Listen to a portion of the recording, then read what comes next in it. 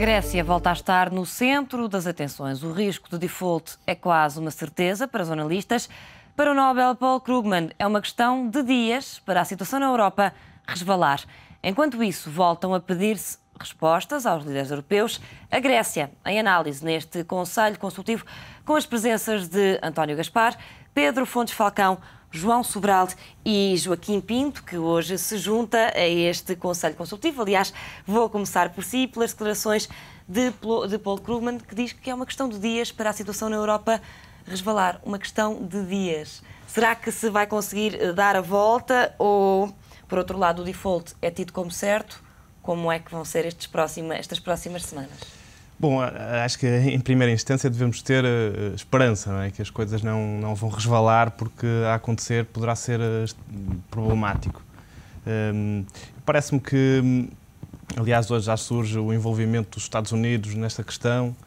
Parece-me que os líderes europeus vão assumir o seu papel, vão se tornar efetivamente líderes e vão ajudar a que, enfim, a que os mercados funcionem normalmente e a Grécia, a entrar em situação de incumprimento, seja uma situação, no mínimo, controlada e que não ponha em causa, enfim, a estabilidade económica, eu diria, mundial, porque um incumprimento de um país inserido num bloco comercial como é a União Europeia e dentro de uma moeda única como é o euro, poderia pôr em causa a estabilidade financeira mundial, sem qualquer tipo de dúvidas. Acha que a intervenção, pelo menos o facto de os Estados Unidos parecerem estar mais envolvidos e mais preocupados com esta crise da dívida europeia, é de facto fundamental para que os líderes tomem atitudes que até agora não tomaram? Por um lado, poderíamos olhar a este envolvimento ou a esta aproximação, poderíamos vê-lo como um atestado de incompetência. Eu diria que é resultado da globalização. O facto de hoje em dia estarmos todos muito mais próximos uns dos outros e os choques económicos fazerem-se sentir de uma forma muito mais rápida e depois, pelas relações que existem entre os dois blocos económicos, poderá ser uma ajuda, poderá ser, quanto mais não seja, uma pressão extra sobre os líderes europeus, até porque um dos principais problemas que se sente hoje em dia é precisamente a falta de liderança política para assumir este problema de uma forma definitiva e eficaz. João, um haircut de 50%, que impactos é que terá na banca? Muito fortes, muito fortes. Mas neste momento eu creio que a questão que o Joaquim tocou é essencial, é básica, que é a questão da liderança. Eu não fico nada descansado, sem cair em manicaísmos, pelo facto de vir alguém do outro lado do Atlântico ajudar-nos. Essa ajuda não será necessária, até porque do lado de lá os problemas não são menores, com certeza.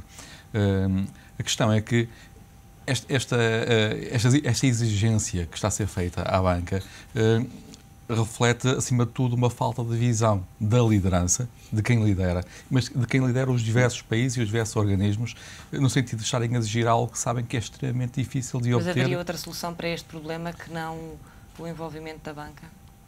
A banca está sempre envolvida, mas a banca é uma instituição como qualquer outra no meio de tudo isto, e as soluções que são necessárias são soluções políticas. A banca não vai inventar, não tem a obrigação sequer de inventar agora sistemas ou métodos ou negócios para gerar valores que vão cobrir aquilo que resulta de decisões mal tomadas e decisões, acima de tudo, precipitadas. Nós recuarmos eu creio que muitas vezes as soluções estão um pouco no passado. O discurso de Churchill, em 19 de setembro de 49, em Zurique, fala-nos sobre o que está a passar hoje, mas fala-nos com toda a clareza e diz que esta Europa unida que nós necessitamos, aliás, ele diz mais, diz que a Sociedade das Nações falhou não por falta de qualquer outra coisa que não fosse valores e liderança. E hoje a União Europeia está a falhar por falta de liderança e falta de valores. Não valores financeiros, mas acima de tudo valores, princípios e métodos de trabalho e formas de estar que têm que ser mudadas. A banca pondo egoísmos de parte, nesse sentido? Sem dúvida. A banca vem depois servir de instrumento para a aplicação desses valores. Nunca ao contrário. António Gaspar, pergunto-lhe a propósito dos bancos portugueses. Hoje, no Diário Económico, vem uma peça que explica que a exposição à dívida grega não é assim tão grande que não seria muito dramático, mas a verdade é que os bancos já estão em muito má situação. Pergunto-lhe se, com este haircut e com o envolvimento dos bancos, se os bancos nacionais ficam mais vulneráveis à entrada do Estado no seu capital, nomeadamente através daqueles 12 mil milhões que a Troika disponibilizou. Mas que significa a entrada do Estado dentro do banco. Eu gostava digamos, de completar um pouco aquilo que falámos aqui sobre a Grécia e dar um pouco da minha visão sobre a Grécia, porque eu acho que a Grécia, nós temos que ver dois pontos de vista. Eu já vou responder a essa questão. Temos que ver a Grécia sob dois pontos de vista. Um, que tem a ver com a própria Grécia, e outro que tem a ver com a própria União Europeia. A União Europeia porquê? Porque não soube, de facto, ter uma atitude cautelar, providencial, no início, para evitar este tipo de situações. Até profilática também, não é? Por parte da Grécia, de facto, a Grécia, eu estive há um ano na Grécia, vai fazer no final deste mês um ano em trabalho, e de facto tive a oportunidade de ver nos vários meios onde me movimentei, que a Grécia muito dificilmente irá ter uma solução, quer dizer, vai ter uma solução, mas com muito custo, não é? Porque a Grécia tem um conjunto de problemas estruturais que eu gostava aqui de elencar, que não se resolvem de um dia para o outro. Portanto, a máquina fiscal é muito complexa, as empresas continuam mal, a produtividade do trabalho é fraca, a inflexibilidade no mercado laboral existe, o setor público administrativo tem 1,1 milhões de funcionários públicos para uma população ativa de 4,8 milhões, há uma fuga ao fisco enorme, há uma corrupção que é preciso combater e, por último, é necessário desburocratizar o processo de autorização dos investimentos. Ou seja, a Grécia tem um conjunto de problemas graves que a atiraram para esta situação também. É evidente, o Ministro das Finanças, ou o Secretário do Ministro das Finanças, veio ontem dizer que tem a situação mais ou menos controlada até outubro, mas que a partir de outubro já não terão dinheiro, digamos, para fazer face aos compromissos, quer de salários, quer outros compromissos de dívida que os gregos têm. No entanto, eu acho que temos de deixar claro esta situação. Portanto, o problema da Grécia é, de facto, um problema desde logo endógeno da própria Grécia, é um problema do modelo económico grego, que não está a funcionar e que não é aquele que mais se ajusta às necessidades do país, e qualquer pessoa que vá ao país, mesmo que seja em viagens de turismo e que vá com olhos de ver, apercebe-se que há muitas coisas que estão mal na Grécia, quer dizer, e nós batemos com a mão na cabeça e pensamos assim, como é que é possível isto acontecer? Quer dizer, por exemplo, em plena Atenas, que tem qualquer coisa como 4 ou 5 milhões de habitantes, o metro é aberto. Não faz absolutamente nenhum sentido, quer dizer, uma cidade tão grande, o metro ser aberto, eu via grupos e grupos e grupos de jovens que não tinham bilhetes de certeza e entravam por ali, quer dizer, isso é um dos exemplos, mas muitos exemplos que nós tivemos com olhos críticos, vemos que de facto falta organização na Grécia para dar um passo mais além. E depois há a própria União Europeia, de facto devia ter tido, digamos... Portanto, culpas de parte a parte. Sim, culpas de parte a parte. Relativamente à questão que colocou se os bancos não iriam ficar reféns daqueles milhões que vêm. Vamos lá ver uma coisa. Eu já disse aqui várias vezes. A banca foi obrigada, num certo determinado contexto, a endividar-se.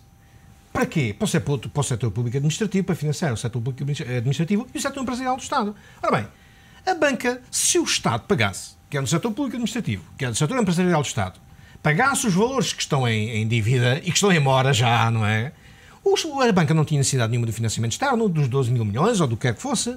Agora, o problema da banca é que ficou refém, eu diria, entre parênteses, se calhar com alguma obrigatoriedade, basta não fosse moral, de ajudar o país num certo determinado momento. Portanto, e o país agora, esses milhões, ainda hoje se ouviam nas notícias que o Fundo Monetário Internacional iria libertar mais qualquer coisa como 4 mil milhões de euros por nos estarmos a portar bem, por estarmos no bom caminho. Esses dinheiros, se calhar todos não, mas grande parte desse dinheiro, porque parece que a dívida do setor público administrativo, do setor empresarial à banca é à volta de 4 mil milhões ou 5 mil milhões, mas parte desse dinheiro, se fosse, digamos, libertado para a banca não tinha qualquer tipo de problema, digamos, em se refinanciar, em fazer face, digamos, às necessidades, sobretudo, atenção, do tecido produtivo, que são as PMEs. Neste momento há muitas PMEs a fecharem, não porque não têm dinheiro para investimento, porque não têm dinheiro para o seu fundo de tesouraria. Porque o prazo médio de pagamentos e o prazo médio de recebimentos a tal maneira, a decalagem de tal maneira grande, que as empresas não têm tesouraria para aguentar. E depois é assim, quer dizer... Mas ficam mais vulneráveis com este haircut ou não?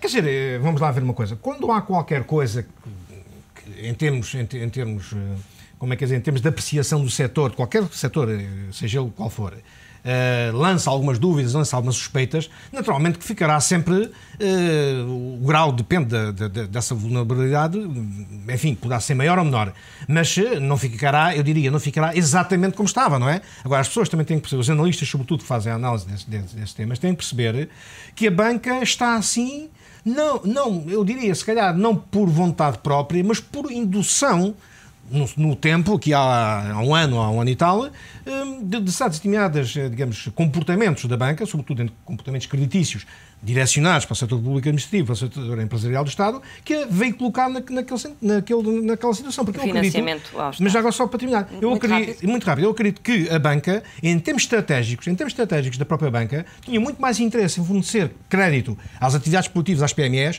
porque a margem financeira era substancialmente maior do que propriamente... O Estado que ainda nem sequer pagou.